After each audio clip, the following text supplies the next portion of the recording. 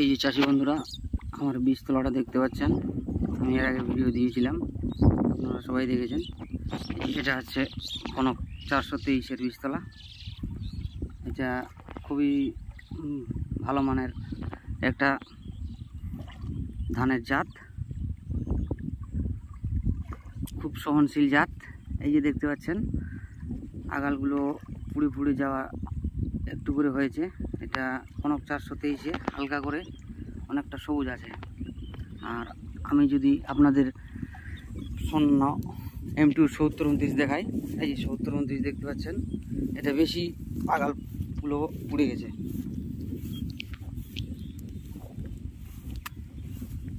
এই যে দেখতে পাচ্ছেন আগালগুলো সব ঝলসে গেছে। এটা কোনো ফাঙ্গাস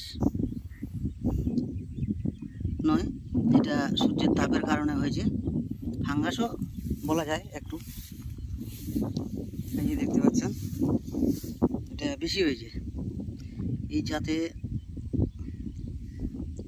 অতটা সহনশীল জাত না এটা, অঙ্কুর 70-29, যেটা স্বর্ণ নামে পরিচিত।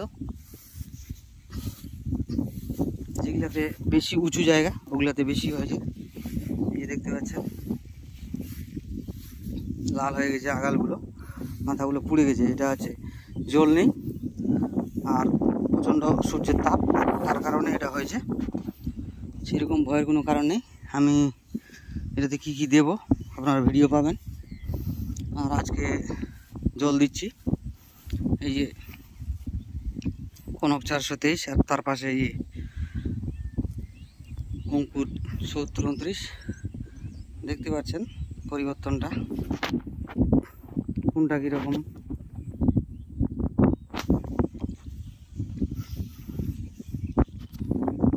কোনটা বেশি সবুজ, ডান পাশেরটা কনক 423 আর বাম পাশেরটা M2 70-29।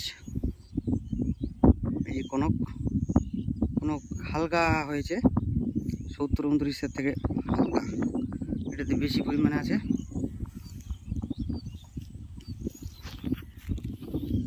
এটা জল না থাকার কারণে হয়েছে, জল ছিল না একদম। এই যে দেখতে পাচ্ছেন শুকনা, একদম শুকনো।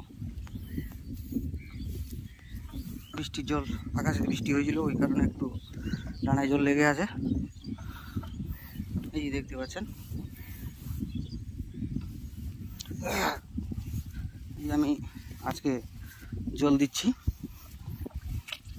বীজতলাটাতে জল দিচ্ছি। দেখেন এই যে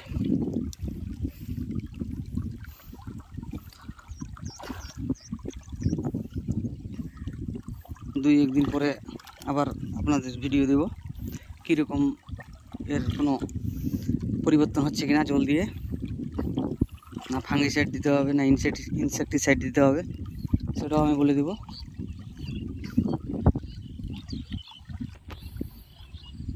এখন পর্যন্ত আমি কোনো ইনসেকটিসাইড, ফাঙ্গিসাইড, মাইক্রোনিউটন দিইনি, কারণ বীজতলাটা যখন তৈরি করি তখন একবার দিয়েছিলাম 1 কেজি সালফার, 1 কেজি ম্যাগনেসিয়াম আর 750 গ্রামের মতো জিঙ্ক আর 3 কিলো DAP আর 2 কিলো ইউরিয়া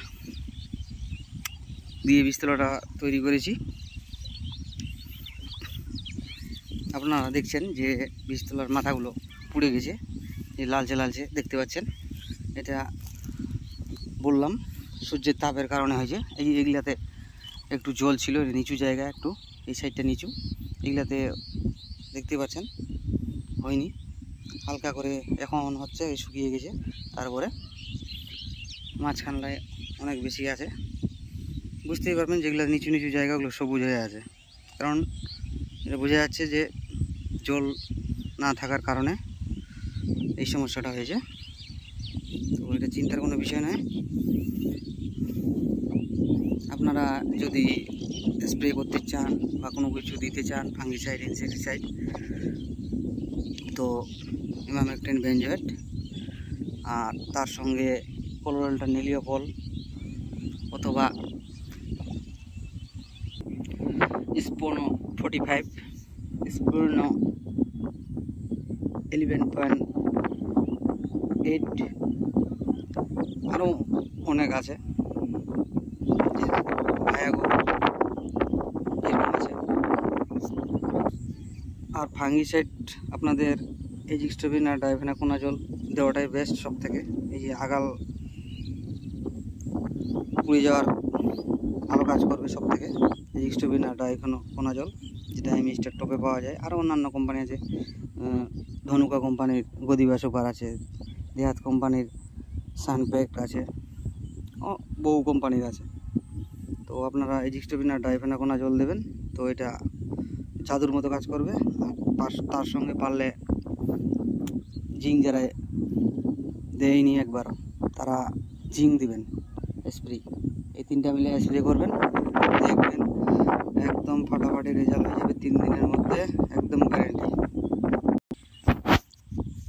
এই যে বন্ধুরা দেখতে পাচ্ছেন, এই দিক থেকে আমি ভিডিওটা করেছিলাম প্রথমে, তাই এই পাশ থেকে ভিডিওটা শেষ করব আজকে। এই দেখতে পাচ্ছেন